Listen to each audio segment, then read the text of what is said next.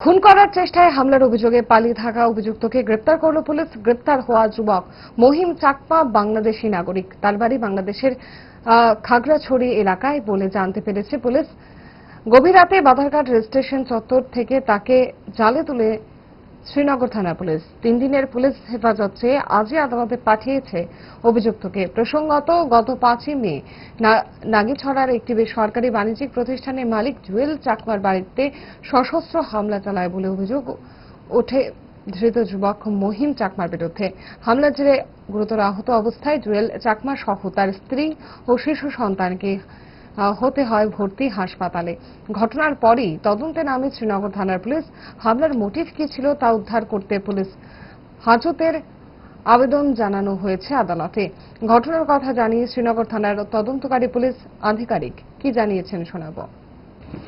গতকাল রাত 1টার পর ওই আমি বাধারঘাট আগরতলা বাধারঘাট রেল স্টেশন হয়েছে ওই মহিম চাকমাকে অ্যারেস্ট করতে সক্ষম হয়েছি। অ্যারেস্ট করার পর জানতে পারি যে জিজ্ঞাসায় তার বাড়ি নাকি বাংলাদেশ খাগড়াছড়িতে। তার নাম হলো মহিম চাকমা, বাবার নাম সুনীল ময় চাকমা, বাড়ি তেঁতুলতলা, খাগড়াছড়ি ডিস্ট্রিক্ট, খাগড়াছড়ি, বাংলাদেশ।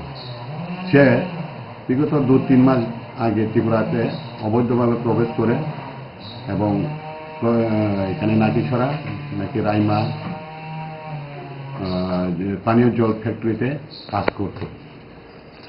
কাজ করার কিছুদিন মধ্যে পরিচয়পত্র তার তার যা বাড়ির রিলিভেন্ট ডকুমেন্টগুলো তার জমা দিতে বলে, কিন্তু সে দিতে পারেনি।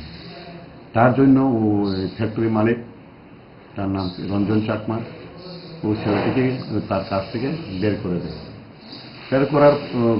বের করেছিল গত 30/4/2025। তারপরে ছেলেটা ওদিকে নাকিছড়া নাকি তার মাসির বাড়ির আত্মীয় বাড়িতে ভাড়া থাকতো এবং বিভিন্ন জায়গায় কাজ করত। এই বলে এখন পর্যন্ত আমরা জানতে পারি। রোগীরা অসুস্থ থাকার কারণে তাদের সাথে আমরা ভালো করে কোনো ঘটনা বুঝতে পারিনি। হয়তো এখন ইনভেস্ট চলছে এবং পরবর্তী সময় কি কারণে হয়েছে এটা আমরা জানতে পারবো।